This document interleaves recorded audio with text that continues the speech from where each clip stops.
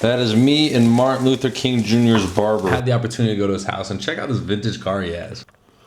It was crazy. The church you're looking at is the church that Martin Luther King Jr.'s father taught at. Right up the street from there is the house that he grew up in. Look at these flowers. They're just beautiful. And I also got to see where he's buried, which is right next to his wonderful wife, Coretta Scott King. Could you get on the bus? Now in Anniston, Alabama, there's a bus stop. So they left the bus station after getting attacked, had a flat tire, stopped to get it fixed. After they stopped, they got dragged out of the bus and all the Freedom Riders were just beat down brutally by a bunch of men. And what's crazy is at the monument where all this happened, there's a Confederate flag just sitting right here. And I actually met one of the Freedom Riders, Charles Harrison. He was the youngest one at the time. He was 18. We got to go in his house and check this out. This plane ticket was $27. Now, Selma, Alabama, if you don't know what that is, please go watch that movie. What happens at Selma is just a disgusting example of humanity straying so far away from treating each other like people. You have people trying to make a march to inspire a movement.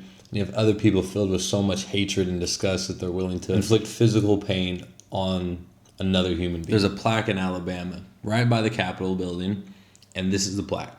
There's nothing that's like really legible on it. And then this is a Confederate monument. And then literally down the street you have where Rosa Parks was picked up and then where she was arrested. What's dope about the Children's Crusade is the adults weren't allowed to do it. They were organized to have the little kids protest for it. And the kids were excited to do it. They were getting arrested. They were getting taken back. Getting arrested, getting taken to jail, getting released out of jail, then going back into jail. 60th Street Baptist Church is just one of my favorites. It's a safe haven for so many different civil rights events. The KKK attacked it and set off a bomb that killed 4 young little girls. So this artist, when the explosion happened, the windows all blew out. This artist gifted this stained glass window to the 16th Street Baptist Church. This beautiful depiction of Jesus Christ with darker complexion. It was the first time I've seen something like that. It's become one of my favorite art pieces. While I was in Anniston, literally around the corner from that Greyhound bus stop, there was this fabric stop, this little family-owned joint, and I picked up some fabric and I used it in my fashion show. On the back of it, I used the 2 tapestry windows that were replaced of the windows that were blown out during the KKK attack that killed the 4 girls. I also used it on the inside of this jacket, and then my chain. This chain, even though it looks like someone doing gymnastics, helps me remember my black history and also helps me remember my faith in Jesus Christ. I love black culture. I love black food. I love black music. I love black style. I myself am a black business owner. There was a man who got lynched for opening a grocery store